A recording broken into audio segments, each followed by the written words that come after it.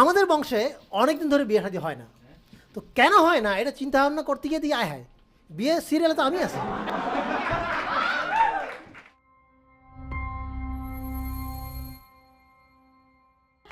আসসালামু আলাইকুম, কেমন আছেন সবাই?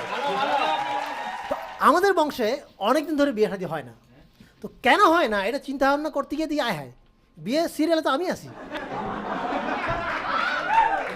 তো কিছু না কিছু একটা ব্যাপার তো আমার মধ্যে আছে, নাহলে এত কিছু হওয়ার পর আমার শিক্ষা হয় না কেন? তাই সময় চলে এসেছে অতীত ভুলে যাওয়ার এবং নতুন নতুন ভুল শুরু করা। আমার চেহারা দিন দিন খুব খারাপ হয়ে যেতেছে, এত খারাপ হয়ে যেতেছে আমি ফেসবুকে ছবি পোস্ট করি না, কারণ ফেসবুকে যদি আমি একটা ছবি পোস্ট করি 5 জন আমাকে আনফ্রেন্ড করে দেয়।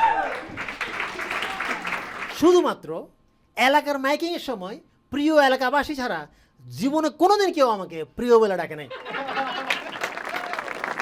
হাঁটুর বয়সী পোলা পাইন পালায়া বিয়ে করে আইসা এলাকায় এসে আমাকে জ্ঞান দেয়, কি ব্যাপার আপনি বিয়ে করেন না কেন? আর মানুষজন পালায়া বিয়ে করে কীভাবে যে আবার এলাকায় ফেরত আসে আমি বুঝে উঠতে পারি না। আমি যদি নতুন সানগ্লাস চোখে দিই ওইটা পরে এলাকায় ঢুকতে তো শরম করে। জীবনে নানা ধরনের সমস্যা উকি দিতেছে, তারপরে আমি না দেখার ভান করে অন্যদিকে তাকায় থাকি। জীবনটা পুরো খরগোশের মতো হয়ে যেতেছে। রেসের চেয়ে আমার কাছে এখন মনে হচ্ছে ঘুমটাই বেশি দরকার।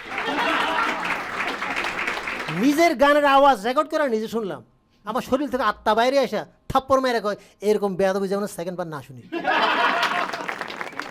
একজন ফেসবুকে পোস্ট করছে, সরি ক্যাপশন দিছে কি, একজন ফেসবুকে পোস্ট করে ক্যাপশন দিছে সরি ফর লেট আপলোড। আমি আবার কমেন্ট করলাম এইবারের মতো মাফ করে দিলাম, আমাকে আনফ্রেন্ড করে দিছে।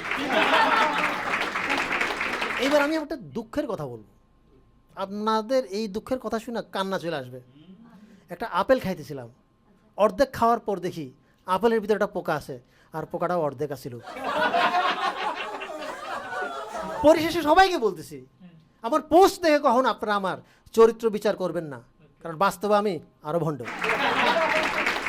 ভালো থাকবেন, সুস্থ থাকবেন, পরবর্তীতে দেখা হবে ভিন্ন কোনো টপিক নিয়ে। আল্লাহ হাফেজ।